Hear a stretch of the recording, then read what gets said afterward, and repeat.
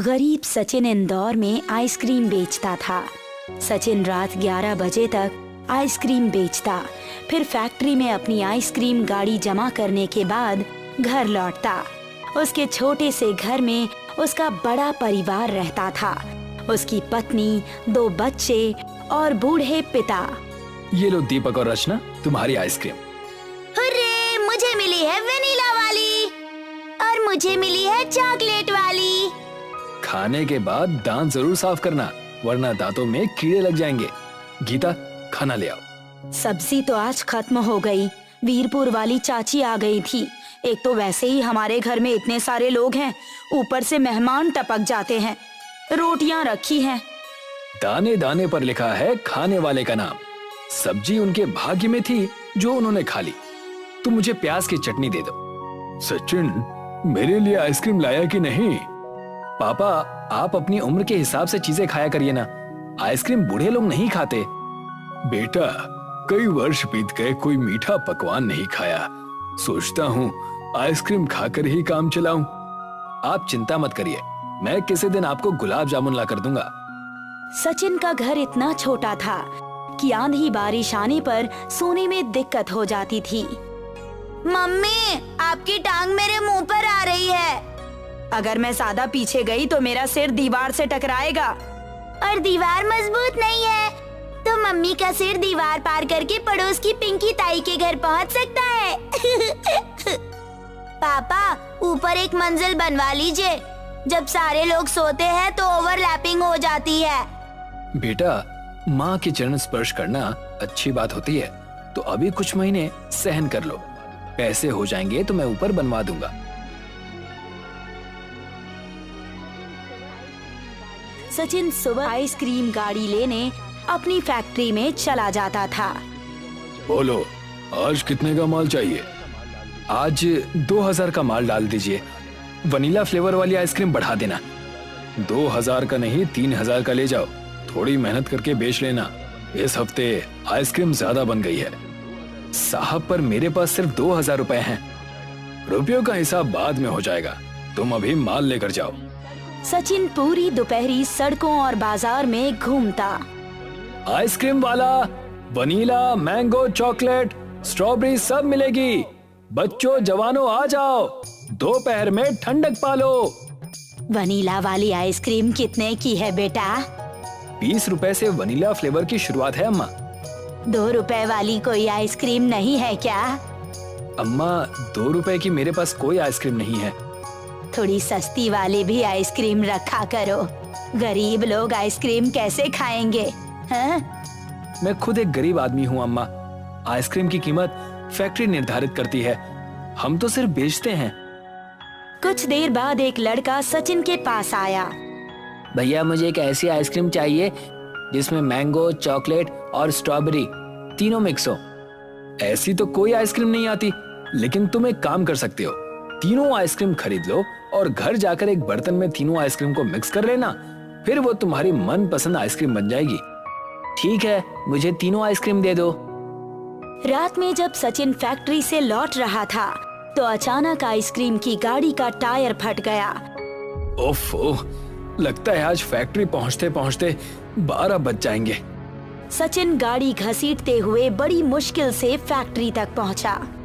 सचिन, तूने इतनी देर क्यों लगाई?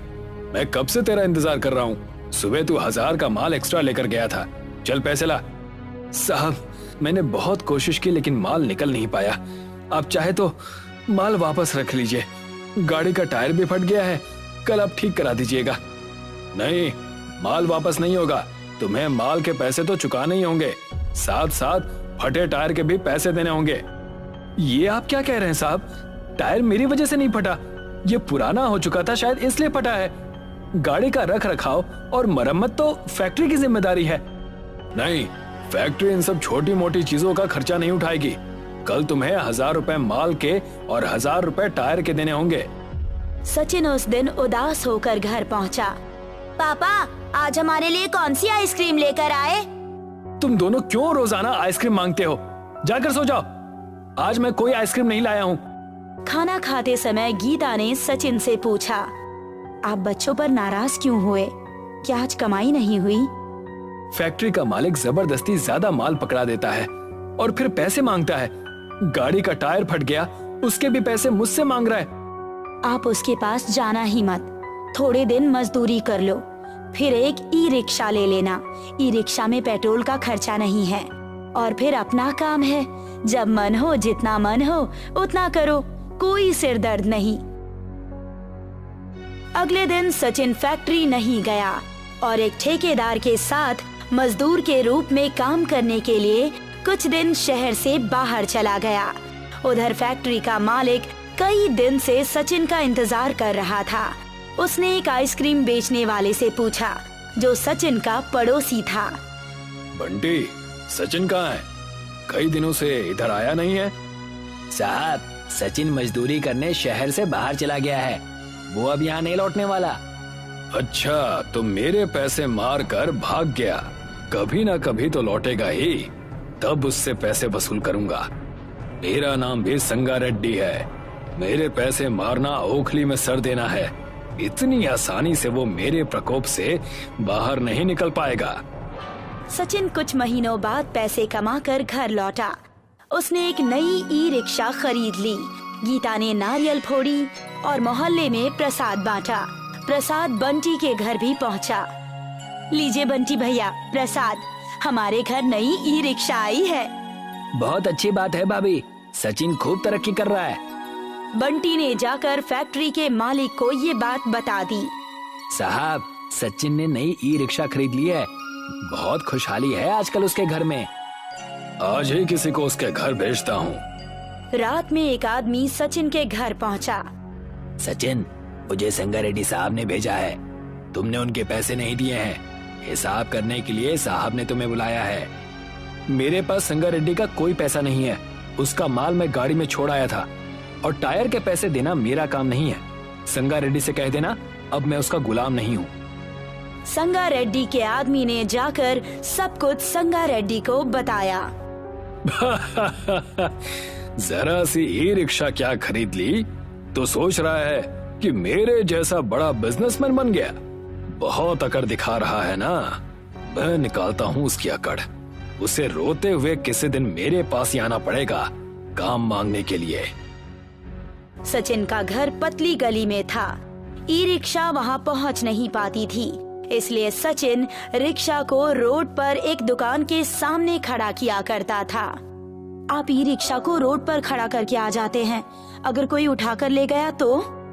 कौन उठाकर ले जाएगा इतनी भारी रिक्शा को? और भी लोगों के वाहन तो वहीं खड़े रहते हैं रोड पर। जब उन्हें कोई डर नहीं तो मुझे क्या डर? और फिर मुझ गरीब का कोई दुश्मन भी नहीं है। देखो, आज मैं तुम्हारे लिए साड़ी लेकर आया हूँ और बच्चों के लिए गुलाब जामुन। संगा रेड्डी ने बंटी से चोरी छुपे पता कर लिया था कि सचिन अपना रिक्शा रोड पर कहाँ खड़ा करता है। संगा रेड्डी ने एक रात वाहन उठाने वाली क्रेन सड़क पर भेजी और सचिन का रिक्शा उठवा दिया। अरे ये ई रिक्शा उठाकर कहाँ ले जा रहे हो? मैं सरकार का आदमी हूँ, रोड पर खड़े वाहनों को हटा रहा हूँ। ट्रांसपोर्ट ऑफिस में जुर्माना चुकाने के बाद वाहन वापस मिल जाएगा। ऐसा कहकर संगा रेड्डी का आदमी ई रिक्शा को उठाकर ले गया। काफी दूर जाकर वो एक हाईवे पर पहुंचा। हाईवे के किनारे ढलान पार करके एक तालाब था। क्रेन ने ई रिक्शा को ढाल पर छोड़ दिया। ई रिक्शा लुढ़कती हुई तालाब में जा पहुंची और डूब गई। अगले दिन सचिन सुबह सुबह रोड पर पहुंचा तो उसने देखा कि ई रिक्शा वहां पर है ही नहीं। उसने लोगों से पूछताछ की तो एक आदमी ने उसे बताया कि ट्रांसपोर्ट ऑफिस का आदमी ई रिक्शा को उठाकर ले गया है। सचिन ट्रांसपोर्ट ऑफिस में पहुंचा। नहीं, हमने तुम्हारी ई रिक्शा नहीं उठाई है। लगता है कोई सरकार के नाम का इस्तेमाल करके तुम्हारा वाहन उठाकर ले गया। सचिन ने ई रिक्शा को बहुत ढूंढा, लेकिन उसे अपनी ई रिक्शा कहीं पर भी नहीं मिली। सचिन ई रिक्शा को ढूंढते ढूंढते हाईवे तक पहुंच गया। वो कड़ी धूप में पैदल चल रहा था। सचिन को चक्कर आ गया। वो हाईवे के किनारे वाली ढलान पर गिर पड़ा और लुढ़कते हुए उसी तालाब के किनारे जा पहुंचा। रात तक सचिन बेहोश पड़ा रहा। रात में जब बारिश शुरू हुई तो बारिश की बूंदों से सचिन को होश आया। ये मैं कहाँ आ गया हूँ? सचिन ने देखा तालाब में कमल खिले हुए हैं और कमल के फूलों के अंदर आइसक्रीम भरी हुई है। सचिन ने एक कमल का फूल तोड़ा और आइसक्रीम खाकर देखी। आइसक्रीम तो बहुत टेस्टी है। ई रिक्शा तो अब नहीं मिलने वाली। अगर मैं इन कमल के फूलों को बेचूं तो मेरी अच्छी इनकम हो सकती है। सचिन अपने घर गया, एक बक्सा लेकर तालाब में वापस पहुंचा। उसने कमल के फूलों को बक्से में रखा और उन्हें उठाकर ले गया। अगले दिन सचिन ने उन आइसक्रीम से भरे कमलों को बेचना शुरू किया। आइए आइए, कमल के फूल में आइसक्रीम खाइए। लोगों ने कमल के फूलों में आइसक्रीम कभी नहीं खाई थी। बाजार में सचिन के पास भीड़ लग गई। इसी तरह सचिन रोजाना तालाब से आइसक्रीम वाले कमल ले आता और बेच देता।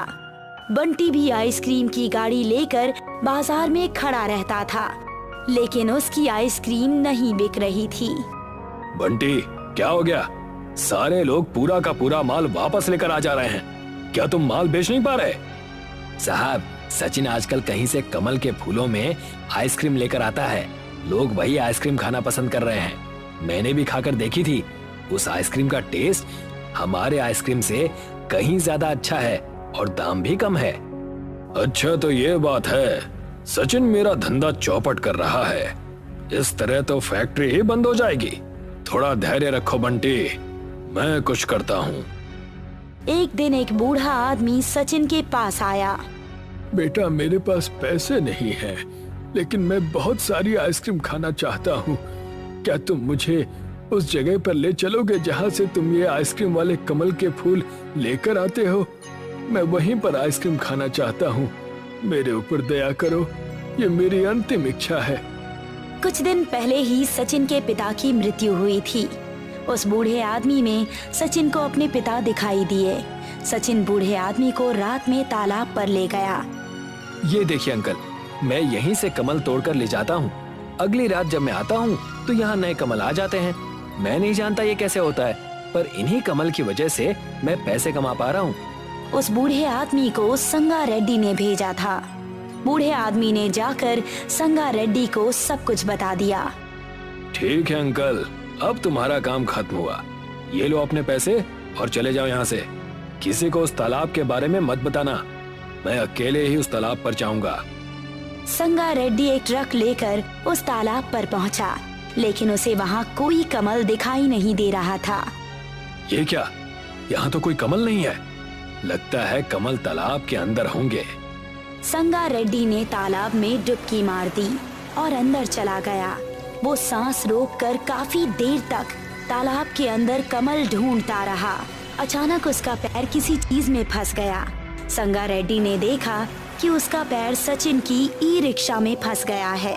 उसने अपने पैर को निकालने की बहुत कोशिश की, लेकिन वो अपना पैर ई रिक्शा से नहीं निकाल पाया। संगा रेड्डी ज्यादा देर तक सांस नहीं रोक पाया और पानी के अंदर ही बेहोश हो गया। उसका शरीर तालाब के ऊपर तैरने लगा। कुछ देर बाद सचिन तालाब में कमल लेने पहुंचा। उसने देखा तालाब में संगा रेड्डी का शरीर तैर रहा है। सचिन संगा रेड्डी की बॉडी को तालाब से बाहर निकाल लाया। काफी देर के बाद संगा रेड्डी को होश आ गया। रेड्डी साहब, आप यहाँ कैसे आए? संगा रेड्डी की आंखों में आंसू आ गए।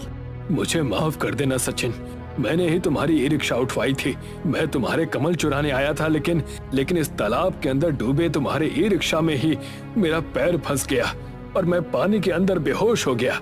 अगर तुम समय पर नहीं आते तो मैं बच नहीं पाता। मेरी तुमसे कोई दुश्मनी नहीं, लेकिन अपने अहंकार के कारण मैं पागल हो गया था। कोई बात नहीं साहब, देर आए दुरुस्त आए। कम से कम अब आपको अपनी गलती का एहसास तो है। तुम्हारी आइसक्रीम के सामने मेरी आइसक्रीम नहीं टिकने वाली। मैं इस फैक्ट्री को बेचकर दूसरे शहर में फैक्ट्री लगाऊंगा। संगा रेड्डी शहर छोड़कर चला गया। सचिन कमल के फूलों में आइसक्रीम बेच कर काफी अमीर हो गया।